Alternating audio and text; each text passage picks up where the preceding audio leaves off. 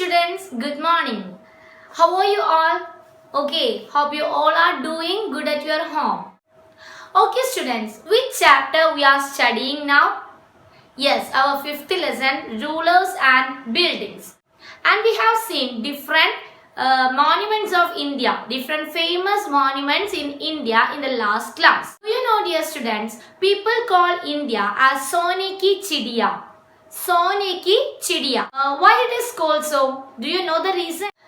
Because India is a land of beautiful ancient architecture which attracts people attention and it makes the people to know more about these monuments in detail. And there are thousands of monuments spread over in the various parts of India. Okay dear students, we all know these monuments are not built in a day. These monuments are the results of long period of invasions. These monuments are built by different rulers of different dynasties as a symbol of their glory in different wars or to respect the beautiful cultural heritage of India.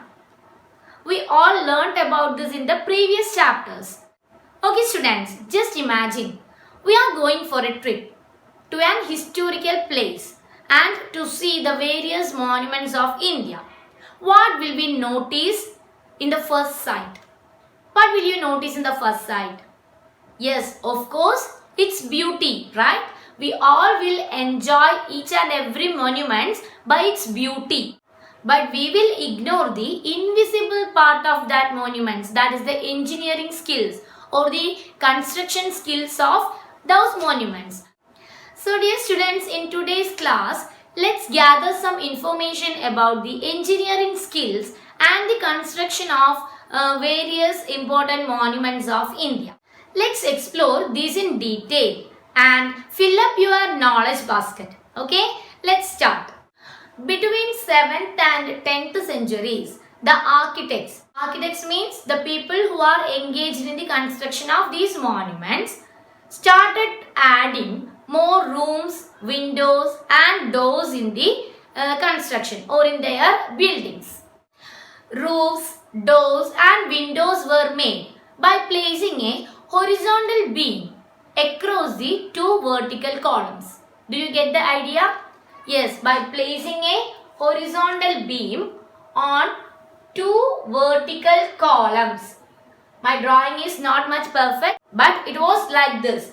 A horizontal beam was placed over two vertical columns. This was the format which followed by the architects in the 7th to 10th centuries. And this type of or this style of architecture is called trabete or corbelled. Trabete or corbelled.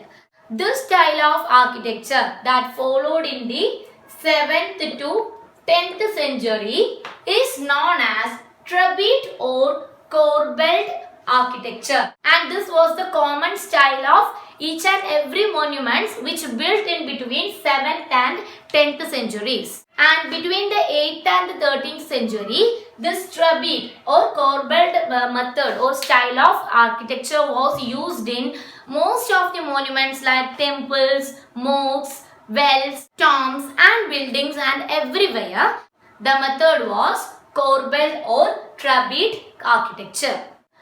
And this trabete method, the whole weight of the monument or the whole weight of the superstructure was on this part. Okay, on this part. The whole weight was to this horizontal beam. There was a risk of easy collapse of monuments in heavy rain or in heavy wind. There happened many collapses of monuments.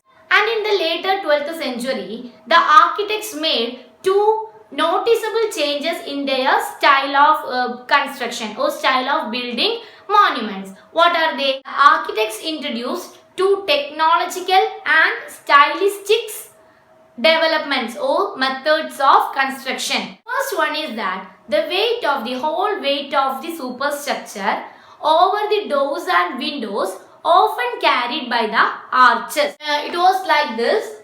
These are the two beams and an arch is made like this by putting the stones from both sides of the beams.